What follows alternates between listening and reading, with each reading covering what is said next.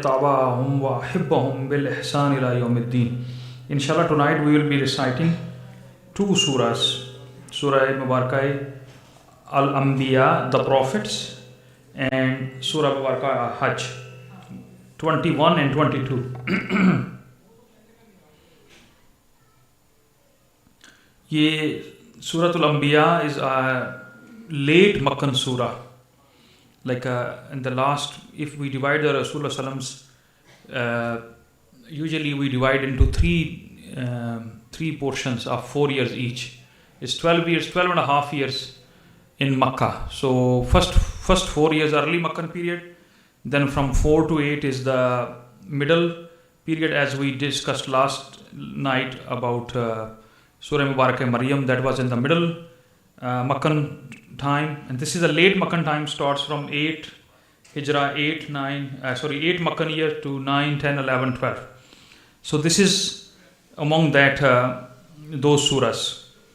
The central theme of this surah is the basic articles of faith, articles of Iman, which is monotheism, like Allah subhanahu wa ta'ala is one, Huwallahu ahad, and the second is prophethood, Nabuwat, Rasalat, and the last is the hereafter, Basa Bad al Maut.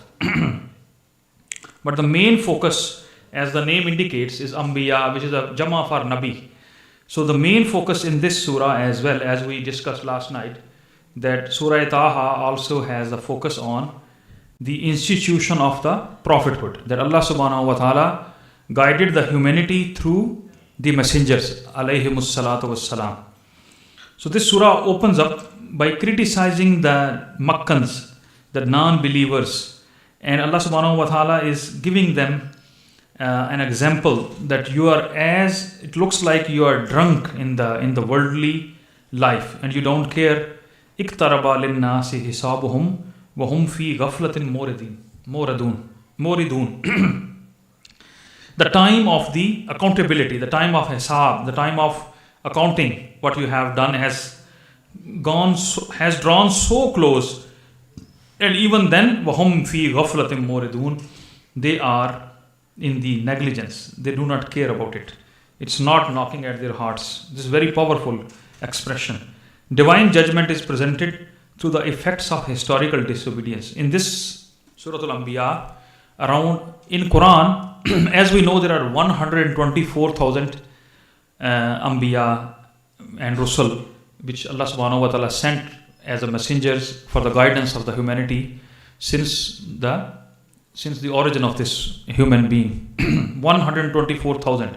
But only 25 prophets have been mentioned in Quran. Out of those 25 prophets, 17 prophets have been mentioned briefly in this surah.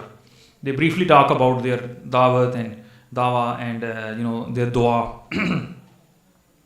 But Allah subhanahu wa ta'ala is giving us an example from these past communities, these past nations of the Anbiya, that the ones who did not believe in the message of the messengers and they did not believe in Allah subhanahu wa ta'ala, Allah subhanahu wa ta'ala's punishment came and uprooted them.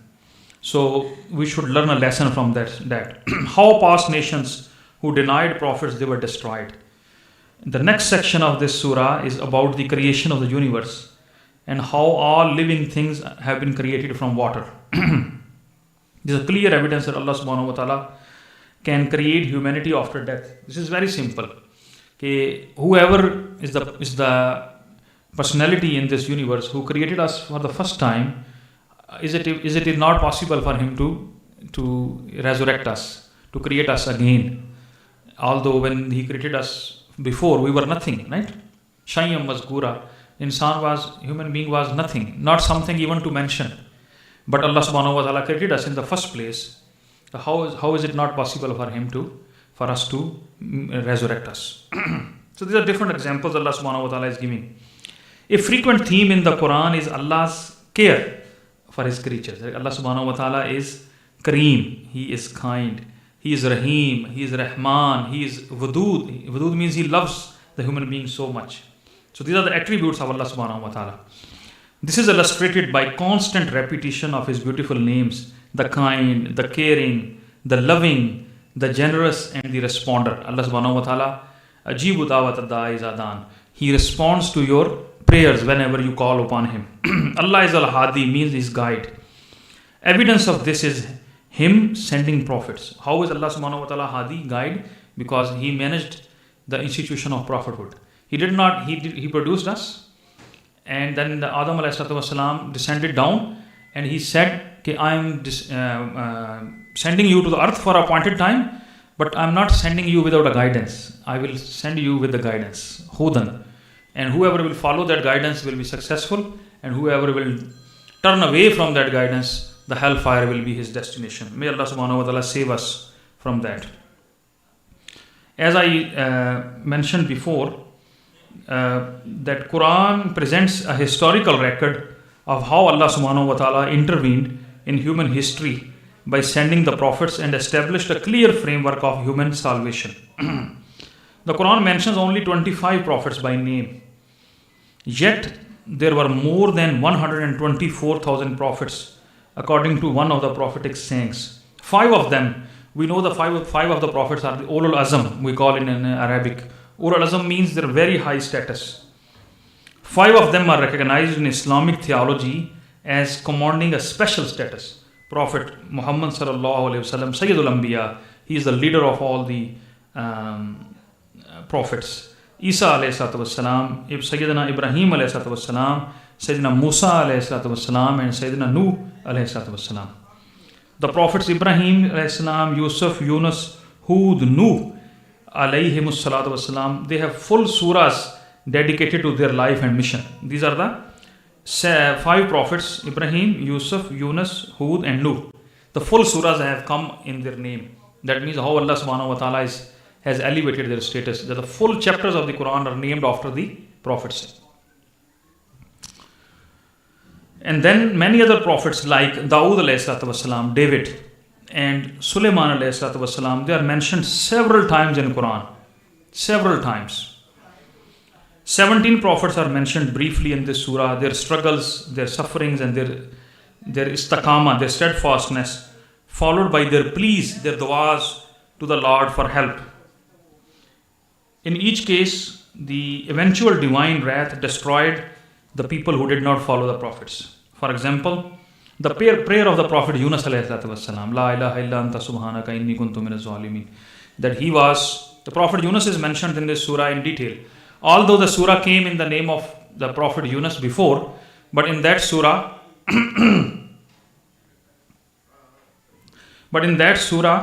there's only a little bit mention of the Prophet Yunus. But in this surah, Prophet Yunus has been called, his name is not mentioned, but he has been mentioned with the name of Zatul Hud, that he was inside the whale, inside the fish. And there where Yunus alayhi salatu wasalam, he did his tasbih, La ilaha illa anta subhanaka inni kuntu minaz zalimin. And Allah subhanahu wa ta'ala says that if some people say there is no point doing tasbih, but I also was not very fond of doing tasbihs. But really, when I read this Quran's verse, this is very powerful. Allah subhanahu wa ta'ala says, if he was not from one of the musabbihin is a jama, isme fa'il, the wahid will be musabbih, means the one who does tasbih. Allah subhanahu wa ta'ala says that if he was not one of the musabbihin, I would have never got him out of the belly of the whale until the day of judgment. So this is the barakah of the tasbih, La ilaha illa anta subhanaka inni kuntu minaz zalimin. So if you do it with the heart, definitely it has power. There is one verse in this surah which shows the status of the Rasulullah sallallahu Azmatul Rasulullah sallallahu. This is verse number 107. We all know, a beautiful verse. Wama arsalnaka illa rahmatan lil alamin. And there is we haven't sent you, O Prophet. The translation is not that we sent you as a mercy to all the worlds. No, that means ma arsalnaka. We have not sent you illa but arsalna illa rahmatul lil alamin, but full of rahmah for both the worlds. This is the status of the Rasulullah sallallahu alaihi wasallam. So we are enjoying his rahmah in this world, that he gave us the Quran, he gave us the guidance, and we recite the durood, salawat upon Nabi sallallahu alaihi wasallam, that raises our ranks and cleans our hearts And Rasulullah sallallahu alayhi wasallam, when we send salutations upon him, he prays for us. There's a hadith that Hayati khairul lakum wa mamati khairul lakum. My living, apparent life, living within you is blessing, and my going away, my departure, my blessed departure is also blessing for you. How? The hadith, the narration explains. Rasulullah sallam says, when I see your nekis, your good deeds, I become happy. And when I see your bad deeds, they come to me, then I pray to Allah subhanahu wa ta'ala for your forgiveness. So, hayati khairul lakum wa mamati khairul lakum. So, Rasulullah sallam's being in this world and the hereafter, in the hereafter, inshallah, he will be raised to the Maqam Mahmud, the glorious station Allah subhanahu wa ta'ala promised him. And the Maqam of Shafatul Kubra, inshallah ta'ala, Allah subhanahu wa ta'ala keep us among those who will benefit from the Shafati Rasul sallallahu alayhi wasallam. So this is verse number 107, which will be read today. Some beautiful topics, as I mentioned briefly, they have been discussed in this. We see that Ibrahim alayhi salatu wassalam, his story is very beautifully mentioned in this surah. There's one attitude of the disbelievers. I really highlighted this verse, small verse, when Sayyidina Ibrahim alayhi salatu wassalam, he showed his message. They had gone to some, let's say, some festival, and after that, we know that he erased all the idols except he left one. Kabiruhum, the biggest, the largest, the tallest among them, he left them. And when they came back, they asked him, who did that? He said, ask him. But they said, but he doesn't speak. Then he says, then look, use your brain then. If he doesn't speak, then use your brain. So, but then, when they looked at it, this one sentence shows the psychology and the behavior of the non-believers. When Allah subhanahu wa ta'ala doesn't open your heart for hadayah, for guidance, it never comes. Look, he is showing them in a nice way. He's giving them hands-on experience. He erased all the idols. But they say, "Qalu ajitana bil haqqi ama anta min al-la'ibin." He said, "Are you really? This is really truth? Or are you just playing with us? Look at that. Is it really truth? Are you playing with us?" They are talking to the Prophet, alayhi salatu wassalam. Still, this is a joke for them. But then they said that qalu harrikuhu wansuru alihatakum in kuntum fa'ilin, that if you really love your idols, then do something with this young man. So they said, put him in the burning fire. But then Allah subhanahu wa ta'ala says, Kulna ya naru kuni bardam wa salaman ala Ibrahim. Allah subhanahu wa ta'ala ordered the blazing fire that be cool, and don't be that cold that Ibrahim alayhi salam, he's so much coldness. Was salaman, and be peaceful, be comfortable for Ibrahim alayhi salam. Then is a Lut alayhi salam. Wa najjayna wa lutan ila al-ardi allati barakna fiha lil alamin. Then Sayyidina Ishaq alayhi salam. There is around 17 prophets. Wa Yaqub nafilat, and Yaqub is the grandson for Sayyidina Ibrahim alayhi salam, who is the son of Ishaq alayhi salam. And then Allah subhanahu wa ta'ala says that from their progeny we created so many. وَجَعَلْنَهُمْ أَئِمَّةٌ يَهْدُونَ بِأَمْرِنَا وَأَوْحَيْنَا إِلَيْهِمْ فِعْلَ الْخَيْرَاتِ وَإِقَامِ الصَّلَاةِ وَآتِ الزَّكَاةَ وَكَانُوا لَنَا عَابِدِينَ. They all used to do good deeds. فِعْلَ الْخَيْرَاتِ, they include all good deeds. وَأَقَامِ الصَّلَاةَ, and they used to establish prayers. وَإِيتَاءَ الزَّكَاةَ, and they used to pay their annual compulsory obligatory charity. وَكَانُوا لَنَا عَابِدِينَ, and they were all our servants. Then Nuh alayhi salam, Nuh alayhi salam, we know all the story. Then wa Dawud wa Sulaymana is yahkumani fil harsi is nafashat fihi ghanamul qawmi wa kunna li hukmihim shahidin. Sulaiman alayhi salam is the son of Dawud alayhi salam. So Allah subhanahu wa ta'ala has told this story that a person brought his claim about the sheep, and then Allah subhanahu wa ta'ala gave more wisdom to Sulaiman alayhi salatu wasalam, and kulla atayna hukman wa ilman, but he, the right decision, the right judgment he gave to fahamnaha Sulaymana, that we gave Sulaiman understand the problem, the understanding of the problem, and then he solved that problem.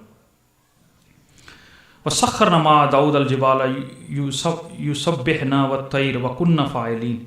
That the Dawud ﷺ, Lahane Dawudi, the voice of Dawud ﷺ is so famous, that his voice was so good that Allah subhanahu wa ta'ala says that even the mountains used to do the tasbih with Sayyidina Dawud ﷺ.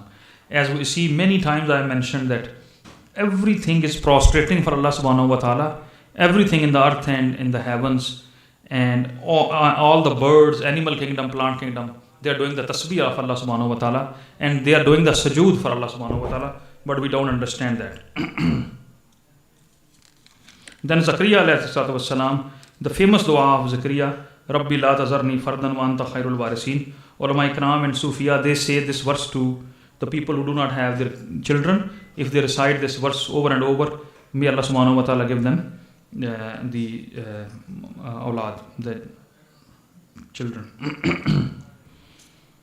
وَمَا أَرْسَلْنَاكَ إِلَّا رَحْمَةً لِلْعَالَمِينَ is verse number 107. Then next surah is Suratul Hajj. Suratul Hajj, this is also late Makkan surah, and some verses they were revealed in Medina Taiba. So this is a mixture of both Madaniyan verses and Makkan verses. The central theme in this surah is the spiritual progress of the humanity, connection with Allah subhanahu wa ta'ala. The opening verse, this paint a terrifying image of the day of the judgment, as was in the previous surah. This strikes fear in the heart of the reader to urge belief in resurrection. Basa badal maut. Ya ayyuhan nasu taqu rabbakum inna zalzalata as-sa'ati shay'un azim. That when there will be, the day of judgment will come, the trembling, that is a great thing. Shay'un azim. Yawma tarawnaha tazhalu kullu murdi'atin amma arda'at. That day you will see that all the animals and the human beings, the pregnant female, they will give birth right away. They will miscarry right away. This will be such a terrifying experience. وَتَضَعُ كُلَّ ذَاتِ حَمْلٍ حَمْلَهَا وَتَرَى النَّاسَ سُكَارَى وَمَا هُمْ بِسُكَارَى. And all the people, they will look like they are drunk. They are drunken. But they are not, they haven't drunk. This is the Shayun Azim. This is the khawf, the fear of Allah subhanahu wa ta'ala, and that day. وَلَكِنَّ عَذَابَ اللَّهِ شَدِيدٌ. But Allah's torment is so hard. May Allah subhanahu wa ta'ala save us. The next verse is very important. وَمِنَ النَّاسِ. This is about our everyday talks. Whenever we sit, we beat about the bush. Whatever we know about religion or not, we just, we keep on talking and bringing the arguments which do not make any sense. This verse eliminates all those arguments. وَمِنَ النَّاسِ مَنْ يُجَادِلُ فِي اللَّهِ بِغَيْرِ عِلْمٍ وَيَتَّبِعُ كُلَّ شَيْطَانٍ مَرِيدٍ. That there are people among the people, they talk about Allah subhanahu wa ta'ala, they make arguments fillahi, about Allah, about Allah's ahkam, about Allah's rulings, bighayri ilmin, and they have no knowledge of it, they have no clue about it, they don't know ABC of it, and they talk scholarly about Allah subhanahu wa ta'ala. So this is, Allah subhanahu wa ta'ala is warning against us and says, the people who do like that, whoever comes in the market, whoever shows the tricks, whoever is talking about anything, they do not understand that is he according to the criterion of Kitab Sunnah or not. They just follow whoever comes in their way. So this is, to be honest, looks like the Quran is talking about today's attitude of the Muslims, today's behavior of the Muslims. Then, although Quran is not the book of embryology or not the book of science, but 1400 years ago, the facts we know now, I will end here. There are so many things in this surah about scientific knowledge in this Surah Al-Hajj. But this verse talks about the embryology, the birth of the human being. This has been described in such a way that there was a conference in Riyadh a few years ago, I think. Not a few years ago, at least a decade ago, and the Qari Sahib, he was very wise. So you should always do the tilawat according to the let's say your economic conference, the tilawat should be according the verses relating to that. The Qari Sahib was really intelligent. So he read the verses of the Quran which talk about many times Quran has talked about the birth of the different stages of the embryological stages of the birth of the human being. So the Qari Sahib, he recited those verses, and then they were translated into English. And one of the pioneer embryologists, his books we read in our medical school, Dr. Keith and Moore embryology books, those we study in first year of our medical school everywhere throughout the world. He was sitting there, he was heading the conference, and he stood up from his chair and he said, when was this book written? And he said, this book was, this is the revelation of Allah subhanahu wa ta'ala upon Muhammad sallallahu alayhi wasallam. May our fathers and mothers sacrifice upon him. Fidaka abi wa ummi ya Rasulullah. And this says that he was illiterate, he was ummi, he didn't go to any school. And he described this stages of the birth of the human being 1400 years ago. And he had no choice to say that this is impossible, that the human being 1400 years ago, without the invention of the electron microscope, which is only 50 years ago, that we are able to understand the stages of the birth of the human being. Just 50 years ago, we are able to understand with the help of the electronic microscope how an illiterate person in the Arabian Peninsula 1400 years ago can exactly describe these stages of the birth of it. So I read somewhere that he became Muslim too, that he believed in so much in this. The Quran really describes word to word. This is in line with the Quran. Ya ayyuhan nasu in kuntum fi raybin min al-ba'si. If you have any doubt that we can recreate you, we can resurrect you after you are dead, then look at this. فَإِنَّا خَلَقْنَكُم مِّن تُرَابٍ. The first human being, Adam alayhi salatu wasalam, he was created from the dust, turab. Summa min nutfatin, then from the semen. Summa min alaqatin, then we made you zygote. Summa min mudghatin muhallikatin wa ghayra muhallika, and then we made you embryo and fetus. Wa nukru fil arham ma nasha ila ajalin musamma, and then we keep you in the belly of the mom until appointed time. Summa nukhrijukum tiflan, summa litablighu ashuddakum, and then we bring you out as an infant, as a neonate. Summa litablighu ashuddakum, then we raise you to the age of the maturity. And then another beautiful manifestation of the medical condition is here. وَمِنْكُمْ مَنْ يُتَوَفَّى وَمِنْكُمْ مَنْ يُرَدُّ إِلَىٰ أَرْضِ الْأُمَرِ لِكَيْ لَا يَعْلَمُ مِنْ بَعْدِ عِلْمٍ شَيْئًا. Okay, some of the people, we give them the full life, like a full lifespan, and some we just take back at younger age. The one we give al-umar likayla ya'lamu min ba'di ilmin shay'a. They have learned everything. We see that. I have seen in front of my eyes, the patients come to me. They are professors, they are PhDs. They have spent life full of wisdom, full of knowledge, full of life. They come to me. They don't know what is their name. They don't know what day is it, which year is this. They don't know their children are standing in front of them. I ask them, who is this guy? He said, I have no idea. Sometimes they say it is 1836. Sometimes they say it is 1925. So they reach that age. Quran says, Ya'lamu min ba'di ilmin shay'a. Whatever they had learned, whatever they have learned throughout life, they will reach. They will come to a point in their life, in a life cycle, in their human life, they will not know anything. Everything will be erased from their memory. So this is dementia, Alzheimer's dementia, and many other kinds of dementia. But Alzheimer's dementia is the most common, which is related to the age. So Quran has described these things long time. Although at that time, people did not have that much age. They used to die around 40s, 50s. Even a long age was this much. Because there was no antibiotics, there is no vaccinations. So people used to die at earlier ages. Still Quran is describing that fact. This is very significant. May Allah subhanahu wa ta'ala give us tawfiq that we understand the teachings of the Quran and act upon it. Sallallahu ta'ala ala khairi khalqihi Muhammadin wa alihi wa ashabihi ajma'in.